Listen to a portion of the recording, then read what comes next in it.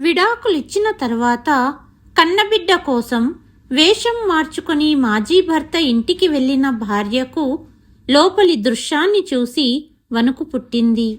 అసలేం జరిగింది? అందరికీ నమస్కారం. కలియుగం కథలు ఛానల్కి స్వాగతం. ఈనాటి మన కథ అగ్ని పరీక్ష. స్కూల్ గంట మోగింది మరియు నవ్వుతూ పిల్లలు గేటు నుండి బయటికి రావటం మొదలుపెట్టారు. ప్రతి ముఖంలో ఇంటికి వెళ్లాలనే సంతోషం కనిపించింది. ఆ గుంపులో నుంచే బయటకు వచ్చాడు 7 ఏళ్ల రాహుల్. భుజాలు వాలిపోయి యూనిఫామ్ మురికిగా ఉంది మరియు కళ్ళల్లో లోతైన విచారం ఉంది. గేట్ అవతలి వైపున ఒక చెట్టు చాటున నిలబడిన సాధన కళ్ళు ఆ ఒక్క ముఖాన్ని వెతకటానికి చాలా ఆసక్తిగా ఉన్నాయి. రాహుల్ని చూడగానే ఆమె గుండె వేగంగా కొట్టుకోవటం మొదలుపెట్టింది. రాహుల్ నెమ్మదిగా బయటికి వచ్చాడు.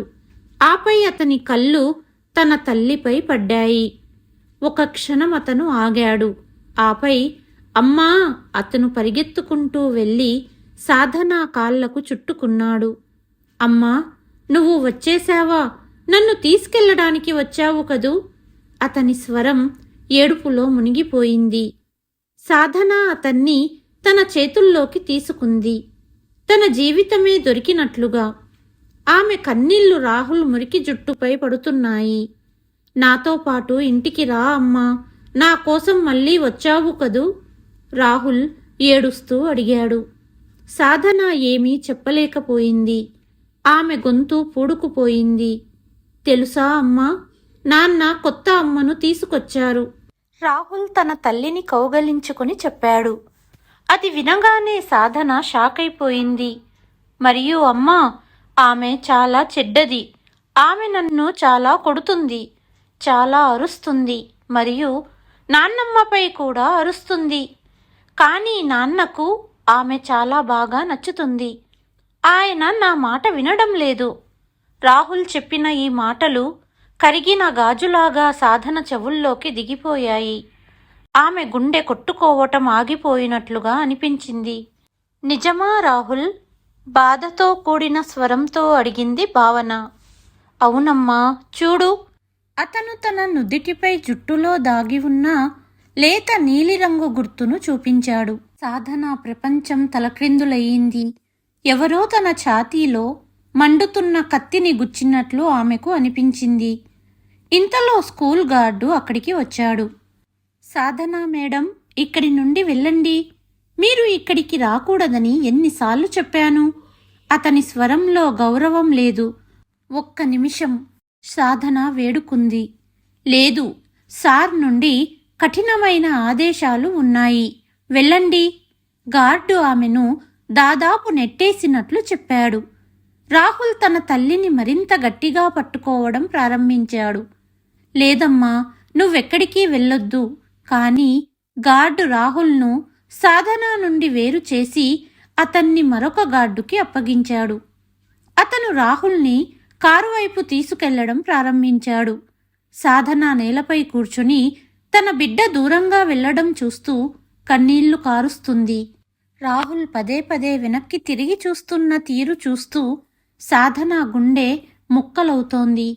పాఠశాల నుండి బయలుదేరిన తర్వాత ఆమె శరీరం రోడ్డుపై ఉంది, కానీ ఆమె ఆత్మ తన బిడ్డ దగ్గరే ఉండిపోయింది. ఆమె కళ్ళ ముందు ఆమె వివాహం రోజు మెదిలింది. నవీన్తో కలిసి 7 అడుగులు వేస్తున్నప్పుడు ఆమె ఎన్ని కలలు కన్నది. నవీన్ కూడా ఆమెను అపారంగా ప్రేమించేవాడు. ఇద్దరి ప్రపంచం ఒకరిలో ఒకరు మాత్రమే పరిమితమయ్యింది. కానీ ఆమె అత్త గోమతికి సాధన ఏమాత్రం నచ్చేది కాదు. సాధన అనాథ. ఆమెను ఆమె అత్తామామలు పెంచారు. నవీన్ ఆమెను ప్రేమించి పెళ్లి చేసుకున్నాడు. అయితే గోమతి గారి దృష్టిలో ఆమె కొడుకు లక్షల్లో ఒకడు. అతని కోసం సాధన లాంటి అనాథ అమ్మాయి సరిపోదని తల్లి అభిప్రాయం. నవీన్కి మరింత చదువుకున్న, మరింత ధనవంతురాలైన మరియు మరింత అందమైన అమ్మాయి దొరకాలి అని కోరుకునేది. ఏ దరిద్రపు సమయంలో నిన్ను ఈ ఇంటి కోడలిగా చెయ్యడానికి నేను అంగీకరించానో తెలియదు. అంతా నా కర్మ అని ఆమె తరచుగా సాధనను నిందించేది. సాధన అదంతా మౌనంగా భరించేది. ఏదో ఒకరోజు అంతా సర్దుకుంటుంది, అత్తగారి కోపం కూడా తగ్గుతుంది అని ఆమె అనుకునేది. తర్వాత వారి జీవితంలో రాహుల్ వచ్చాడు. ఒక చిన్నారి ప్రాణం వారి ప్రేమకు కొత్త అర్థాన్ని ఇచ్చింది. సాధన ప్రపంచం ఇప్పుడు రాహుల్ చుట్టూ తిరగడం మొదలుపెట్టింది. ఆమె రాహుల్కి స్నానం చేయించేది, తినిపించేది, అతనితో ఆడుకునేది. నవీన్ వాళ్ళిద్దరినీ సంతోషంగా చూసి నవ్వేవాడు. కాని గోమతి గారి ప్రవర్తనలో మనవడు పుట్టినా ఎలాంటి మార్పు రాలేదు. మంచి రూపం లేదు, తెలివి లేదు. నా కొడుకు జీవితాన్ని నాశనం చేశావు. ఆమె నోటి నుండి వచ్చే ఈ మాటలు రోజూ బాణంలా సాధన గుండెల్లో గుచ్చుకునేవి. మొదట్లో నవీన్ ఆమెకు అండగా ఉండేవాడు. తన తల్లితో పోరాడేవాడు. కాని క్రమంగా అతను కూడా మారడం మొదలుపెట్టాడు. అతను ఇప్పుడు అర్ధరాత్రి ఆలస్యంగా ఇంటికి వచ్చేవాడు. ఆమెతో మాట్లాడడం తగ్గించాడు. అతను గంటల తరబడి ఎవరితోనో రహస్యంగా ఫోన్లో మాట్లాడేవాడు. సాధన అడిగితే అతను ఉద్యోగం సాకు చెప్పేవాడు. అతని బట్టల నుండి ఒక సువాసన వచ్చేది. అది లేడీస్ పర్ఫ్యూమ్ సువాసన. తరువాత ఒకరోజు సాధన నవీన్ ఫోన్లో అతని సెక్రటరీ నుండి ఒక మెసేజ్ చూసింది. ఐ లవ్ యూ నవీన్, ఈ రాత్రి కోసం ఎదురు చూస్తున్నాను. ఆ ఒక్క క్షణంలో భర్తపై సాధన నమ్మకం, ఆమె ప్రేమ అంతా అద్దంలా పగిలి ముక్కలైపోయింది. ఆమె నవీన్ని దీని గురించి అడిగింది. కాని అతను మండిపడ్డాడు. నా ఫోన్ని తాకడానికి నీకు ఎంత ధైర్యం? సాధన ఏడుస్తూ నా ప్రేమలో ఏ లోపం ఉండిపోయింది అని అంది. ఇది వినగానే నవీన్ కోపం ఆకాశాన్ని తాకింది. అతను సాధన జుట్టు పట్టుకొని ఆమె చెంప మీద గట్టిగా ఒకటి కొట్టాడు. నా ముందు నోరెత్తుతావా? నీ స్థాయి ఏంటి? ఆ రోజు నుండి ఇంటి వాతావరణం నరకంలా మారింది. రోజూ గొడవలు, రోజూ కొట్లాటలు. నవీన్ ఇప్పుడు బహిరంగంగా తన సెక్రటరీని కలిసేవాడు. సాధన ఏదైనా అంటే మరింత కొట్టేవాడు. ఈ ఉక్కిరి పిక్కిరి చేసే జీవితంలో ఇక ఉండకూడదని సాధన నిర్ణయించుకుంది. ఆమె తన కొడుకు రాహుల్ని తీసుకుని ఇల్లు వదిలి వెళ్ళబోయింది. కాని నవీన్ మరియు గోమతి ఆమెను ఆపారు. నా కొడుకును ఎక్కడికి తీసుకుపోతున్నావు? నవీన్ అరిచాడు మరియు రాహుల్ని ఆమె ఒడి నుండి లాక్కున్నాడు. వీడు నా కొడుకు కూడా, సాధన అరిచింది. నువ్వు ఈ ఇంట్లో నుండి వెళ్ళిపో. ఇక ఈ పిల్లవాడి విషయం, వాడు ఇక్కడే ఉంటాడు. సాధన కృంగిపోయింది. న్యాయస్థానం ఆమెకు న్యాయం చేస్తుందని, ఆమె కొడుకును తిరిగి ఇప్పిస్తుందని అనుకుని ఆమె విడాకుల కేసు దాఖలు చేసింది. నవీన్కి కూడా ఆమె నుండి విడాకులు కావాలి. కానీ డబ్బు మరియు అధికారం ముందు న్యాయం కూడా గుడ్డిదవుతుందని సాధనకు తెలియదు. నవీన్ పట్టణంలోనే అతి పెద్ద ఖరీదైన లాయర్ని పెట్టుకున్నాడు. ఆ లాయర్ కోర్టులో సాధనను అత్యాసగల, శీలం లేని తల్లిగా నిరూపించాడు. యువర్ ఆనర్, లాయర్ అన్నాడు, ఈ స్త్రీ నా క్లయింట్ నవీన్ డబ్బు కోసం వెంపల్లాడింది. ఆమెకు వేరే వారితో సంబంధం ఉంది మరియు నా క్లయింట్ ఆమెను రెడ్ హ్యాండెడ్గా పట్టుకున్నప్పుడు ఆమె అబద్ధపు నిందలు వేసి అతన్ని ఇరికించాలని చూస్తోంది. ఇదంతా అబద్ధం, కేవలం అబద్ధం, సాధన గట్టిగా అరిచింది. నవీన్ లాయర్ అబద్ధపు సాక్షులను నిలబెట్టాడు.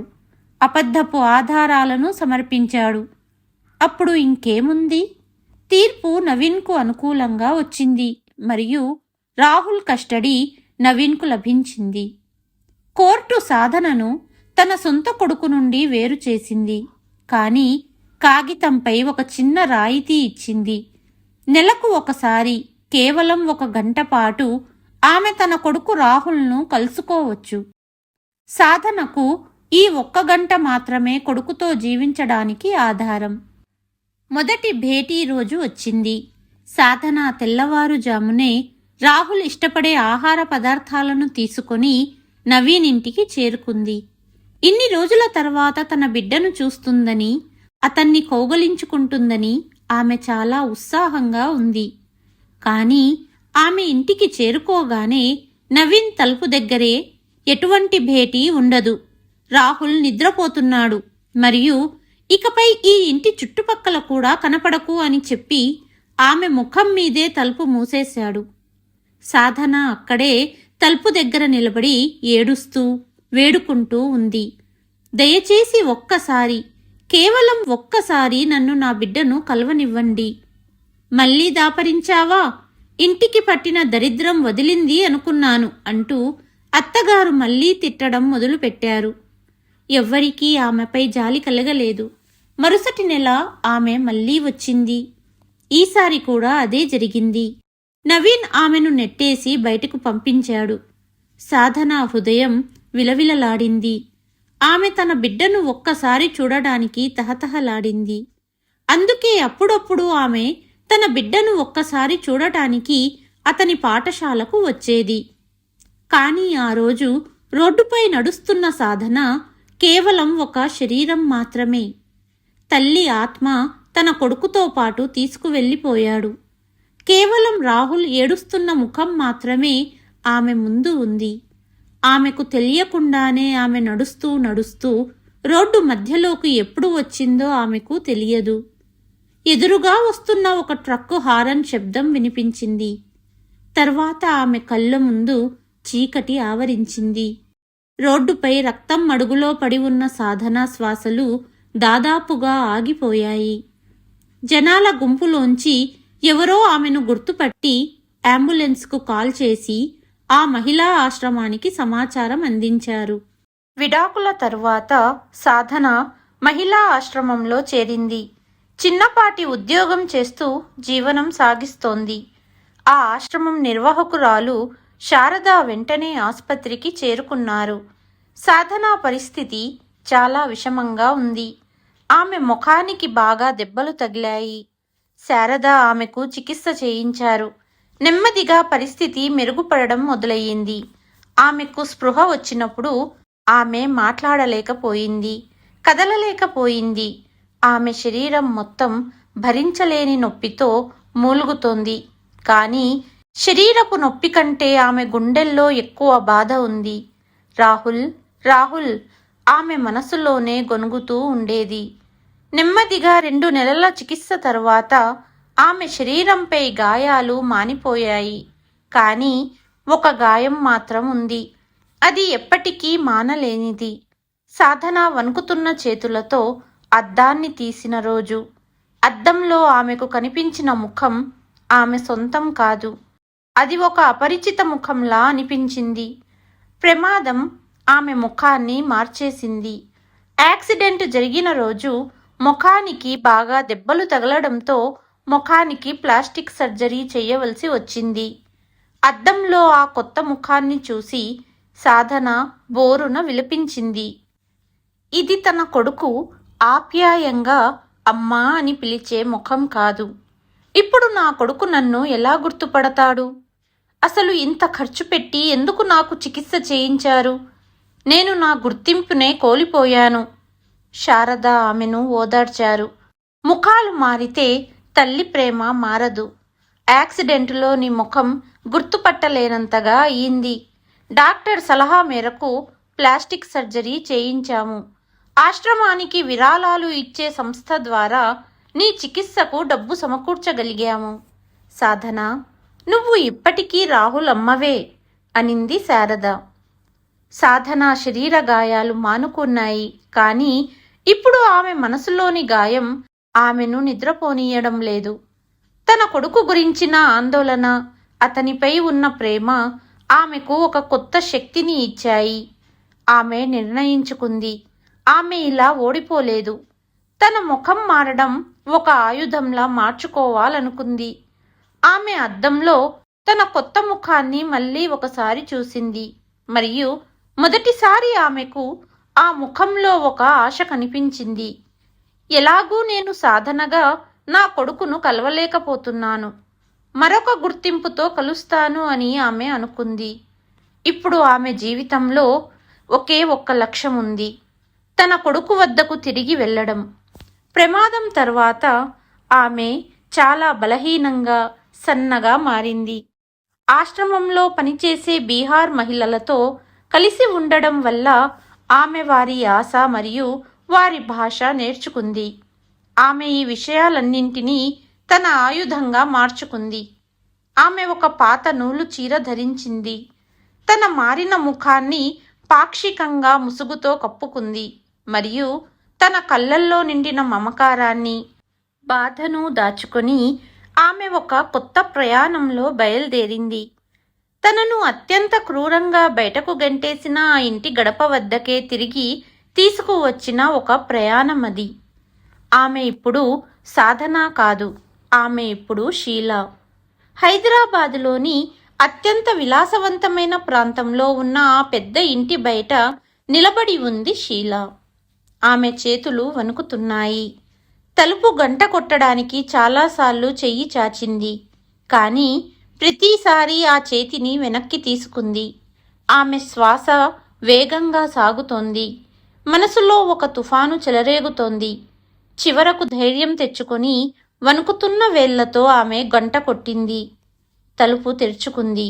ఎదురుగా నవీన్ సూట్ బూట్లో నిలబడి ఉన్నాడు. ముఖంలో అదే అహంకారం, కళ్ళల్లో దర్జా. అతను ఆమెను పైనుండి కిందకి అసహ్యంతో కూడిన చూపుతో చూసి కఠినమైన స్వరంలో అడిగాడు, ఎవరు నువ్వు? నీకేం కావాలి? అతన్ని చూడగానే షీలా శ్వాస మరింత వేగమయ్యింది. తనలోని ధైర్యాన్నంతా కూడదీసుకొని బీహారీ యాసలో తడబడుతున్న స్వరంలో అంది, పని కావాలి బాబూజీ, ఇంటి పనంతా చెయ్యగలను. నవీన్ ముఖం చిట్లించి, ఇక్కడ ఏ పని లేదు, మా ఇంట్లో పనావిడ ఉంది, ఇక్కడి నుండి వెళ్ళు. అతను తలుపు మోయబోయాడు. సరిగ్గా అప్పుడే లోపలి నుండి ఒక స్వరం వినిపించింది, ఆగు, ఎవరిని పంపిస్తున్నావు? మెడలో భారీ బంగారం హారం, చేతులకు బంగారు గాజులు, ముఖంపై మేకప్తో ఉన్న ఒక స్త్రీ బయటకు వచ్చింది. పని కావాలా నీకు? ఆ స్త్రీ అడిగింది. అవును మేం సాబ్, ఇక్కడ పక్కింట్లో చేస్తాను. వాళ్లే చెప్పారు మీకు పని మనిషి అవసరం ఉందని, అనింది షీలా. నవీన్, పాత పనావిడను తీసేశాను, నాకు ఎలాగో పనావిడ కావాలి అంటూ, సరేరా లోపలికి, నీ పేరేంటి? షీలా నా పేరు, బీహార్ నుండి వచ్చాను, ఆమె మెల్లిగా చెప్పింది. షీలా ఆ ఇంట్లో అడుగు పెట్టగానే ఆమె శరీరం మొత్తం వణికిపోయింది. ఆమె చూపులు ఏదో వెతుకుతున్నట్లుగా అటూ ఇటూ తిరుగుతున్నాయి. అప్పుడే మెట్ల మీద నుంచి చిన్న రాహుల్ కిందకి దిగి వచ్చాడు.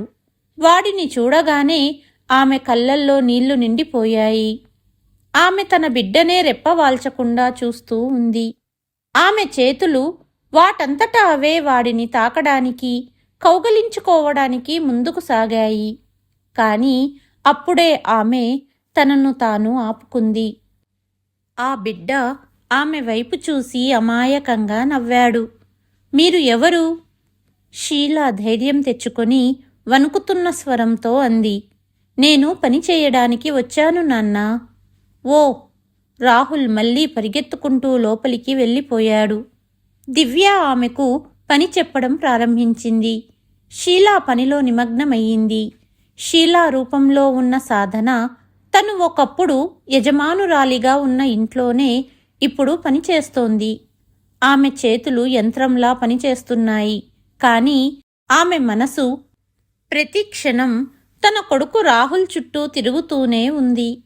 సాయంత్రం ఆమె అందరి బట్టలు ఉతకడానికి తీస్తున్నప్పుడు ఒక చిన్న చొక్కాను తీసింది. ఆ చొక్కా రాహుల్కి ఇష్టమైంది. ఆ చొక్కా రాహుల్ పుట్టినరోజుకి తను కొనిచ్చినట్లు సాధనకు గుర్తొచ్చింది.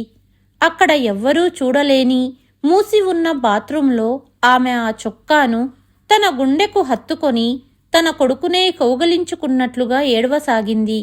రాహుల్, నా తండ్రి, నీకు తెలుసా, నీ అమ్మ నీకు ఇంత దగ్గరగా ఉంది, కానీ నువ్వు నన్ను గుర్తించలేకపోతున్నావు. నేను నిన్ను తాకలేకపోతున్నాను కూడా. కేవలం దూరం నుండి చూస్తూనే ఉంటున్నాను.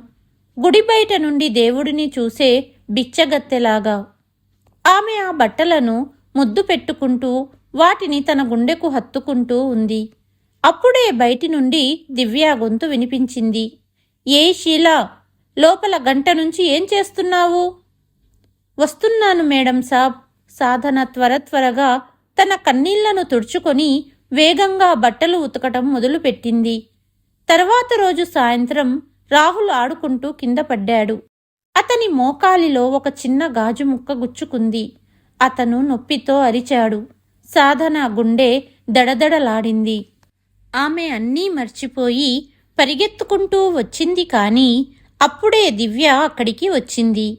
అమ్మా, నన్ను మా సాధన అమ్మ దగ్గరికి తీసుకెళ్ళండి అంటూ రాహుల్ ఏడుస్తున్నాడు. అతను నొప్పిలో తన నిజమైన తల్లిని పిలుస్తున్నాడు.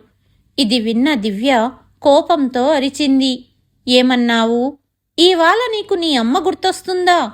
నోర్మోయ్, లేదంటే ఏం చేస్తానో అని అంటూ దివ్య రాహుల్ చెంపపై ఒక దెబ్బ కొట్టింది. సాధనకి కోపం తలకెక్కింది. ఆమె దివ్య చెయ్యి పట్టుకుంది. కొట్టకండి మేడం సాబ్. నువ్వు నాకు నేర్పిస్తావా? నీ పని చూసుకో. దివ్య ఆమె చేతిని విదిలించింది. ఆమె రాహుల్ను ఈడుస్తూ లోపలికి తీసుకువెళ్ళింది. షీలా అక్కడే నిలబడిపోయింది. వణుకుతున్నా, నిస్సహాయంగా, అశక్తురాలిగా. నవీన్ ముందు ఒక ఆదర్శ భార్య, తల్లిగా నటించేది దివ్య. నిజానికి మరో ప్రపంచంలో జీవించేది. ఆమె ప్రపంచం పార్టీలు, షాపింగ్లు, తన స్నేహితురాళ్ల మధ్య తన సంపదను ప్రదర్శించడం వరకే పరిమితం. ఆ రోజు కూడా అలాగే జరిగింది. మధ్యాహ్నం దివ్య తన స్నేహితురాళ్లతో కిట్టి పార్టీ నుండి తిరిగి వచ్చింది. అక్కడ ఏదో విషయంపై తన స్నేహితురాళ్లతో వాదన జరిగింది. ఆమె మూడ్ బాలేదు. ఆమె ఇంట్లోకి మండుతున్న అగ్నిపర్వతంలా అడుగుపెట్టింది.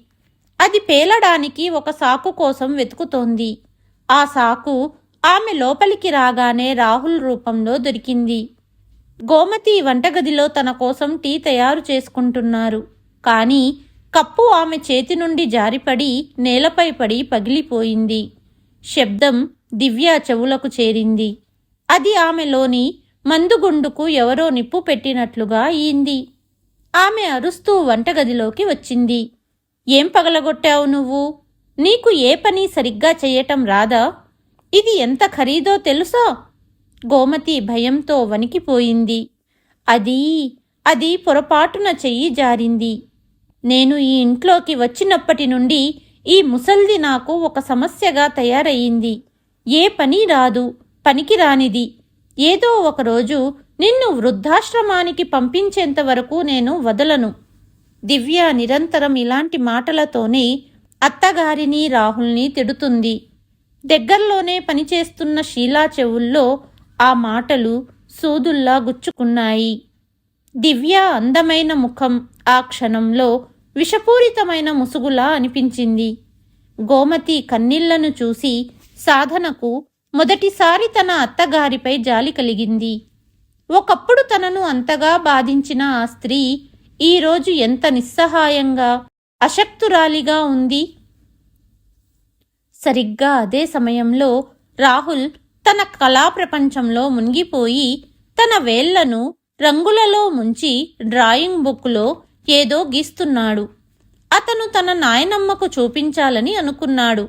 కానీ ఉత్సాహంలో అతని చేతుల నుండి రంగుల డబ్బా ఒకటి దొర్లి నేరుగా ఇటలీ నుండి తెప్పించిన తెల్లటి కార్పెట్పై పడింది. ఎరుపు రంగు మరక కార్పెట్పై వ్యాపించింది. అతను అమాయకపు కళ్ళతో మొదట నేలపై వ్యాపించిన రంగును చూశాడు. ఆపై తన తల్లి కోపంతో ఎర్రబడిన ముఖాన్ని చూశాడు. అతని ముఖం భయంతో తెల్లబడింది. ఒక్క క్షణం నిశ్శబ్దం ఆవరించింది.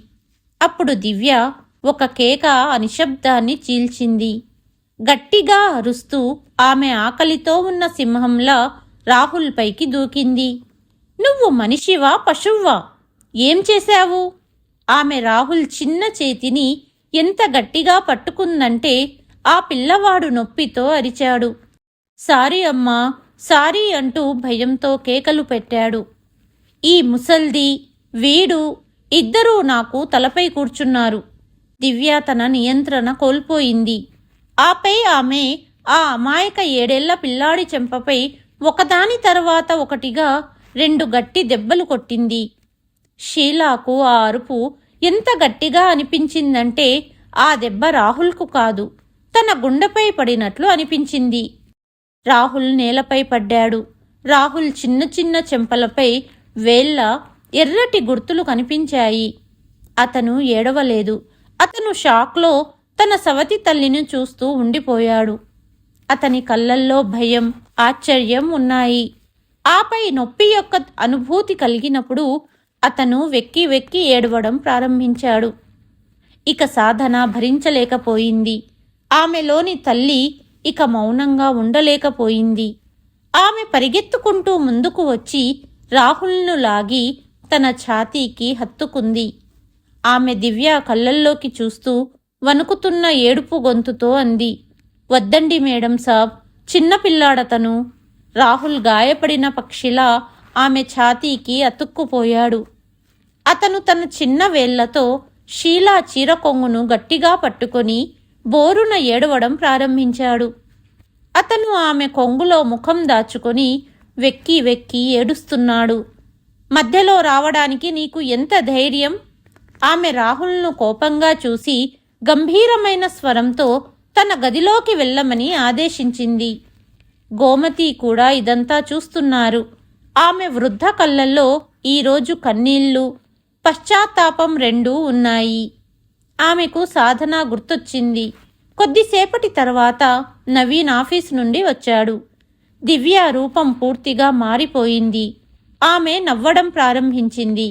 మధురమైన స్వరంతో మాట్లాడడం ప్రారంభించింది. వచ్చేశారా మీరు?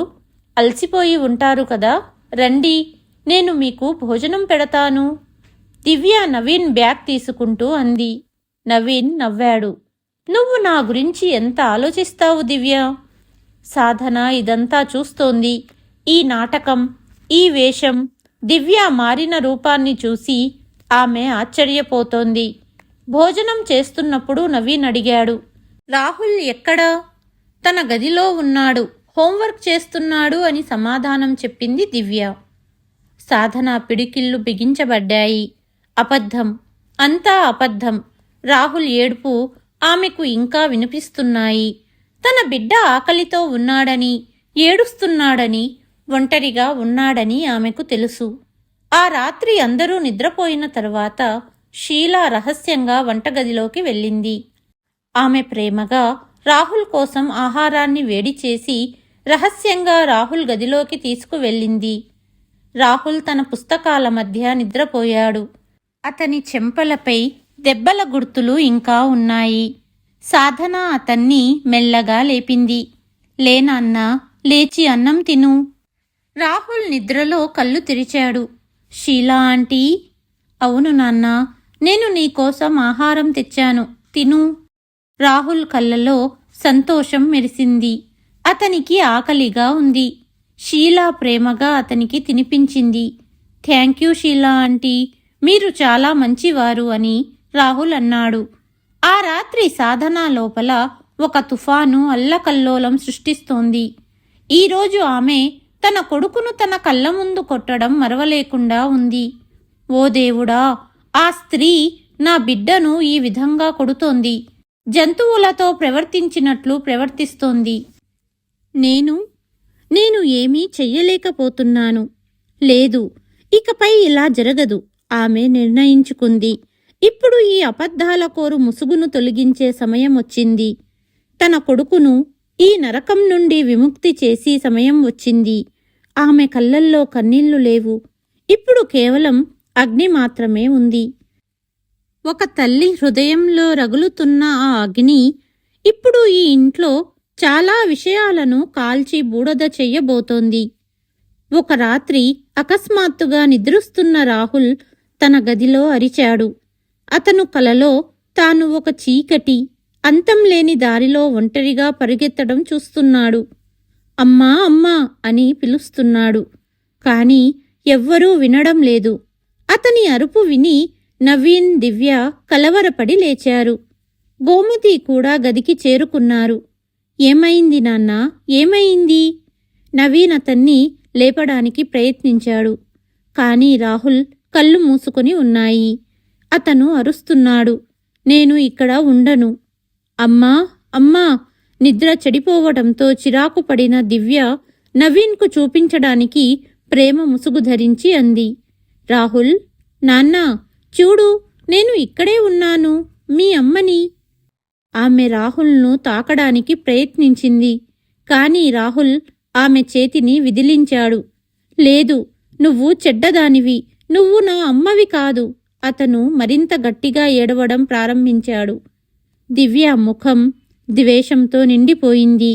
ఆమె మనసులో అనుకుంది, వీడి గొంతు నులిమి శాశ్వతంగా పడుకోబెట్టాలి. గోమతి మనవడి తలపై చెయ్యి నిమిరింది. శాంతించు నా బంగారు, చూడు, నాయనమ్మ ఇక్కడే ఉంది. కాని రాహుల్ ఏడవడం ఆగలేదు. షీలా తలుపు వద్ద నిలబడి అంతా చూస్తోంది. తన కొడుకు బాధపడుతున్నాడు. 3 వ్యక్తులు అతని చుట్టూ ఉన్నారు. అయినా అతను ఒంటరిగా ఉన్నాడు.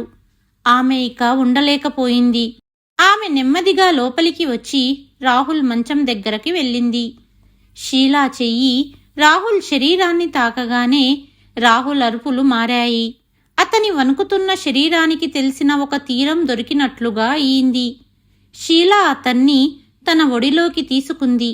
ఇది అదే స్పర్శ, అదే ఒడి, అదే సువాసన. అతని ఆత్మ తన తల్లిని గుర్తించింది. రాహుల్ కళ్ళు తెరిచి షీలాను చూశాడు. షీలా కళ్ళ నుండి కన్నీటి ధారలు ప్రవహించాయి. ఆమె నెమ్మదిగా, ప్రేమగా రాహుల్ వీపును నిమిరింది. రాహుల్ శాంతించాడు. పూర్తిగా, ప్రశాంతంగా. అతను తన తల్లి ఒడిలో తన తల్లి గుండె చప్పుడు వింటూ ప్రశాంతమైన నిద్రలోకి జారుకున్నాడు. గదిలో నిలబడిన నవీన్, దివ్య, గోమతి ఆశ్చర్యపోయారు. వారు తమ కళ్ళను నమ్మలేకపోయారు. 3 కలిసి శాంతపరచలేని ఆ బిడ్డను ఈ మామూలు పని మనిషి తన ఒడిలోకి తీసుకోగానే నిద్రపుచ్చింది. నవీన్ తన భార్య దివ్యను చూస్తున్నాడు. ఆపై ఆ పని మనిషిని చూస్తున్నాడు. ఆమె ఒడిలోకి రాగానే తన బిడ్డ ముఖంలో ప్రశాంతత భావాలు వచ్చాయి. గోమతి కళ్ళల్లో నీళ్లు నిండాయి. ఆమెకు తన కోడలు సాధన గుర్తొచ్చింది. ఆమె కూడా సరిగ్గా అలాగే రాహుల్ను తన ఒడిలో శాంతపరిచేది. ఈ స్త్రీలో నా సాధన లాంటి మమత ఉంది అని ఆమె నెమ్మదిగా గుసగుసలాడింది. కాని ఇప్పుడు రాహుల్ సంతోషంగా ఉండటం ప్రారంభించాడు. అతను ఇప్పుడు షీలా నీడగా మారిపోయాడు. ఆమె ఎక్కడికి వెళ్ళినా రాహుల్ ఆమె వెనుక తిరిగేవాడు. అతనికి కేవలం షీలా ఆంటీ చేతితోనే భోజనం చేయాలి. అతనికి కథలు కేవలం షీలా ఆంటీ నుండే వినాలి. రాత్రి నిద్రపోయేటప్పుడు కూడా అతను తన చిన్న పిడికిలిలో షీలా చీర కొంగును గట్టిగా పట్టుకునేవాడు. అతని చిన్న ప్రపంచంలో షీలా ఇప్పుడు కేవలం ఒక పని మనిషి కాదు, ఒక రక్షణ, ప్రశాంతత, తల్లి భావన. దానిని అతను మాటల్లో చెప్పలేడు. కాని అతని హృదయం ప్రతిక్షణం అనుభవించేది. తనలోని ఏదైనా చర్య, ఏదైనా పద్ధతి తన రహస్యాన్ని బయటపెట్టేస్తుందేమోనని షీలా ప్రతిక్షణం భయంతో జీవించేది. ఆ రోజు ఎంతో దూరంలో లేదు. ఒకరోజు దివ్య నవీన్ కోసం తనకిష్టమైన పాయసం వండుతోంది. కాని అందులో వెయ్యడానికి కుంకుమ పువ్వు కనిపించలేదు. ఎక్కడ పెట్టానసలు అని ఆమె విసుక్కుంది.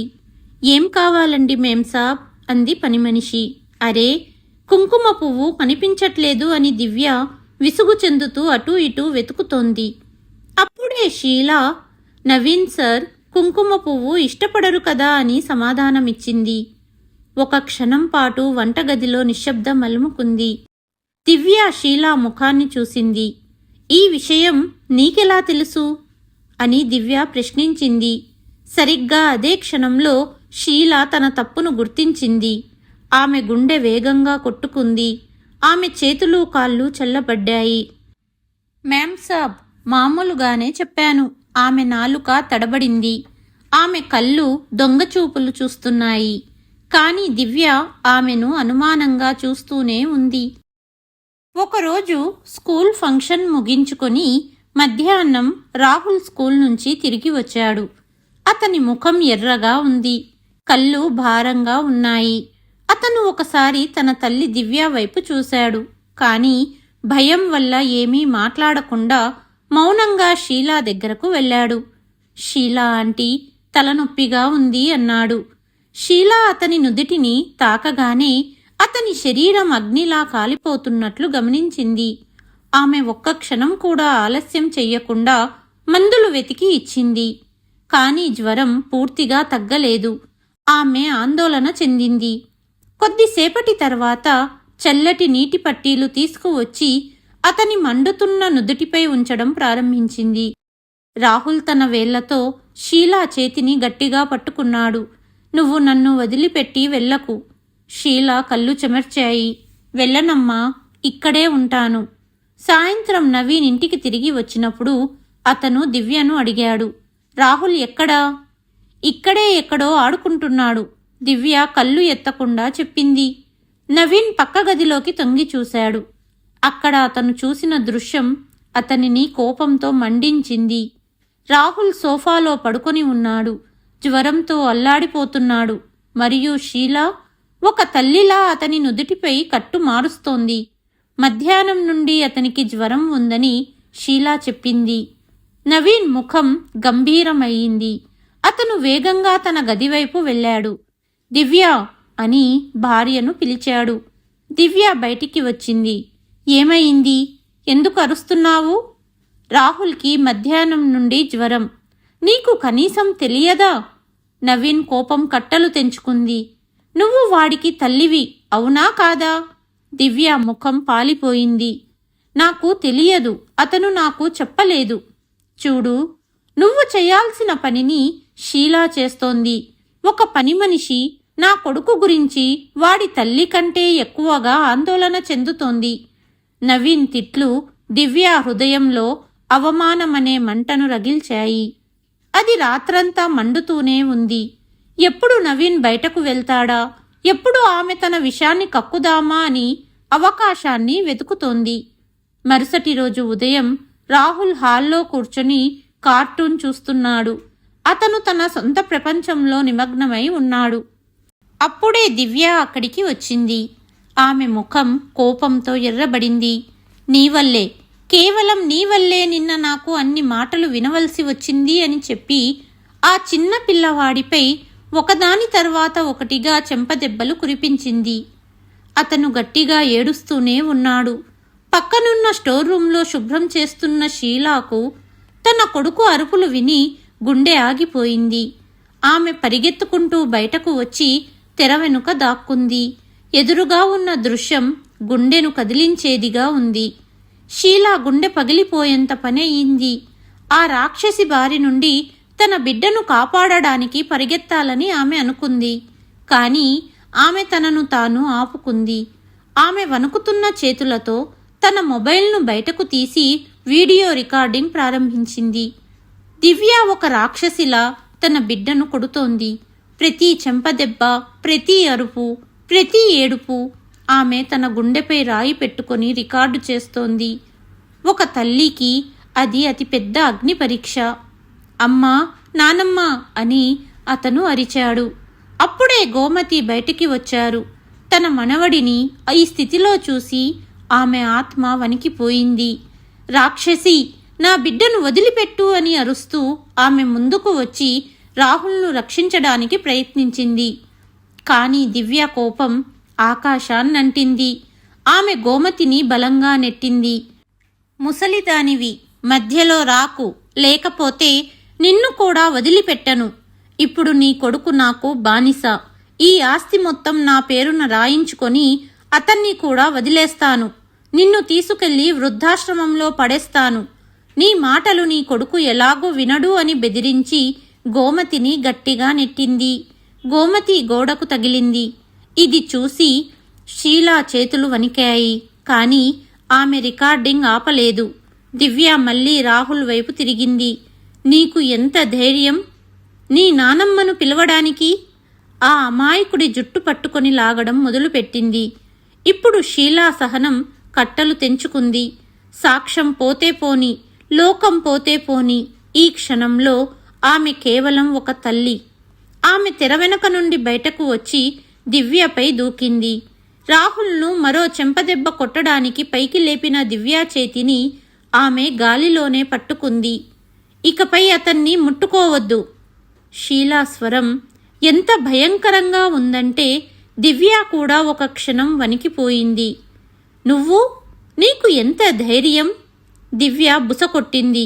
షీలా ఒక్క క్షణంలో రాహుల్ను దివ్య పట్టు నుండి విడిపించి తన గుండెలకి హత్తుకుంది. అతన్ని చంపేస్తావా ఏంటి? నువ్వు ఒక జంతువువి. ఆమె కళ్ళల్లో ఉన్న ఆ జ్వాల, ఆ అగ్ని చూసి దివ్య కూడా 2 అడుగులు వెనక్కి వేసింది. నా ఇంటి నుండి వెళ్ళిపో, దివ్య అరిచింది. నా కాంట్రాక్టు ముగియలేదు అని షీలా దృఢంగా చెప్పి ఏడుస్తున్న పిల్లాడిని తీసుకొని గదిలోకి వెళ్ళిపోయింది. దివ్య అక్కడే నిలబడి ఉంది, కోపం మరియు అవమానంతో వణికిపోతూ. ఈరోజు ఈ పనిమనిషి తనకు బహిరంగ సవాలు విసిరింది. సాయంత్రం నవీన్ ఇంటికి తిరిగి రాగానే దివ్య వెంటనే తన నాటకాన్ని ప్రారంభించింది. నవీన్, ఈ షీలా మన కొడుకు రాహుల్ను నాకు వ్యతిరేకంగా రెచ్చగొడుతోంది అని దివ్య ఫిర్యాదు స్వరంతో అంది. నవీన్ ఆమె వైపు చూసి ఆశ్చర్యంతో, కానీ ఎందుకు దివ్య? నాకు రాహుల్ మునుపటి కంటే చాలా సంతోషంగా కనిపిస్తున్నాడు. అతను ఇప్పుడు బాగా తింటున్నాడు, సమయానికి నిద్రపోతున్నాడు. షీలా అతనిని బాగా చూసుకుంటుంది అన్నాడు. ఇది విని దివ్య ఆశ్చర్యపోయింది. ఇక చాలు, ఇప్పుడు ఈ స్త్రీని ఎలాగైనా ఇంట్లో నుంచి బయటకు పంపాలి. కొద్దిసేపటికే ఇంట్లో దివ్య అరుపు వినిపించింది. నా డైమండ్ ఉంగరం ఎక్కడికి పోయింది? దివ్య అరుస్తూ కేకలు వేస్తూ బయటికి వచ్చింది. నవీన్, నువ్వు నాకు గిఫ్ట్ ఇచ్చిన లక్షల విలువైన డైమండ్ ఉంగరం ఇక్కడే మన గదిలో బల్లపై తీసిపెట్టాను అంది. నవీన్, గోమతి గారు కంగారుగా దివ్య గదిలోకి వెళ్లారు. ఇక్కడే ఎక్కడో ఉండి ఉంటుంది అని నవీన్ ఆమెను శాంతపరచడానికి ప్రయత్నించాడు. లేదు, ఎక్కడా లేదు, దొంగతనం జరిగింది, దొంగ ఎవరో నాకు తెలుసు అని దివ్య అరిచింది. ఆమె విషపూరితమైన చూపులు వంటగది తలుపు వద్ద నిలబడి ఉన్న షీలా వైపు పడ్డాయి. ఇది తన కోసమే వేసిన ఉచ్చు అని ఆమె అర్థం చేసుకుంది. ఏం చెబుతున్నావు దివ్య అని నవీన్ అడిగాడు. నీకింకా అర్థం కాలేదా? దివ్య అరిచింది. నేను ఇప్పుడే ఈమెను వెతుకుతాను, ఈమె దొంగ. ఒక ఆకలితో ఉన్న తోడేలులా ఆమె షీలా గదివైపు పరిగెత్తింది. నవీన్, గోమతి గారు కూడా ఆమె వెనుక వెళ్లారు. షీలా గదిలో ఏముంది? ఒక చిన్న మంచం, ఒక పెట్టె. దివ్య ఆ పెట్టెను తెరిచి ఒక్కొక్కటిగా బట్టలను నేలపై విసిరేయడం ప్రారంభించింది. ఆపై ఆమె బట్టల కింద నుండి తన డైమండ్ ఉంగరాన్ని బయటకు తీసింది. ఇదిగో చూడండి అని విజయం సాధించిన క్రూరమైన చిరునవ్వుతో ఆమె అరిచింది. నేను చెప్పానా, దొంగ ఏ పల్లెంలో తింటుందో దానికే కన్నం వేస్తుంది. షీలా కాళ్ల కింద నుండి ఎవరో నేలనే లాగేసినట్టు అయ్యింది. లేదమ్మగారు, దేవుడు మీద ఒట్టు, నేను తీసుకోలేదు. నోరు మొయ్, ఒక్క మాట కూడా మాట్లాడకు, నువ్వే దొంగవి అని దివ్య ఆమె చేతిని ఎంత గట్టిగా పట్టుకుందంటే షీలా నొప్పిగా ఉంది అంటూ అరుస్తుంది. నవీన్, ఇప్పుడే పోలీసులకు ఫోన్ చెయ్యండి, నేను ఈ దొంగని పోలీసులకు అప్పగిస్తాను. అప్పుడే ఒక అమాయకపు గొంతు వినిపించింది. లేదు, షీలా ఆంటీ దొంగ కాదు. అందరూ ఒకేసారి వెనక్కి తిరిగి చూశారు. తలుపు దగ్గర చిన్న రాహుల్ నిలబడి ఉన్నాడు. సవతి తల్లిని చూసి భయంతో వణికిపోతున్నాడు. కానీ అతని గొంతులో ఎవ్వరూ కాదనలేని ఒక సత్యం ఉంది. రాహుల్, నువ్వు లోపలికి వెళ్ళు. దివ్య అతన్ని భయపెట్టడానికి ప్రయత్నించింది. లేదు, రాహుల్ ముందుకు వచ్చాడు. నేను చూశాను. ఏం చూశావు నువ్వు? నవీన్ మోకాళ్లపై కూర్చుని అడిగాడు. రాహుల్ తన చిన్న వేలిని నేరుగా దివ్య వైపు చూపించాడు. కొత్తమ్మ ఈ ఉంగరాన్ని షీలా పెట్టెలో పెట్టింది. షీలా వంటగదిలో ఉన్నప్పుడు నేను చూశాను నాన్న. గదిలో మౌనం, చావులాంటి నిశ్శబ్దం ఆవరించింది. దివ్య ముఖం తెల్లబడిపోయింది. అబద్ధం, ఈ పిల్లవాడు అబద్ధం చెప్తున్నాడు. ఇదంతా ఈ దొంగనే నేర్పించింది. అప్పుడే షీలా ముందుకు వచ్చింది. ఆమె తన మొబైల్ని తీసింది. ఒక పిల్లవాడి మాట నమ్మకపోతే ఈ సాక్ష్యాలనైనా నమ్మండి. ఆమె ఆ వీడియోను ప్లే చేసింది. మొబైల్ చిన్న స్క్రీన్పై ఒక వృద్ధ నిస్సహాయ స్త్రీని ఎలా తిట్టింది, ఆమెను దివ్య ఎలా తోసింది, ఒక చిన్న అమాయకపు పిల్లాడిపై జంతువులా ఎలా చెంపదెబ్బల వర్షం కురిపించింది. ఎందుకు చావవు నువ్వు అన్న దివ్య మాటలు వీడియోలో రికార్డయ్యాయి. వీడియో చూసి నవీన్ బిత్తరపోయాడు. అతని శరీరం వణుకుతోంది. ఇదా తన భార్య యొక్క అసలు స్వరూపం? ఆశ్చర్యపోయాడు. ఇదంతా అబద్ధం నవీన్. ఇది ఆమె పన్నిన ఏదో కుట్ర. ఇది ఎడిట్ చేయబడింది. దివ్య నవీన్ను నమ్మించడానికి చివరి ప్రయత్నం చేసింది. ఆమె షీలా నుండి ఆమె మొబైల్ను లాక్కోవడానికి ప్రయత్నించింది. ఈ పెనుగులాటలో షీలా యొక్క చీర కిందకు జారింది మరియు అప్పుడు సమయం శాశ్వతంగా ఆగిపోయినట్లుగా అనిపించింది.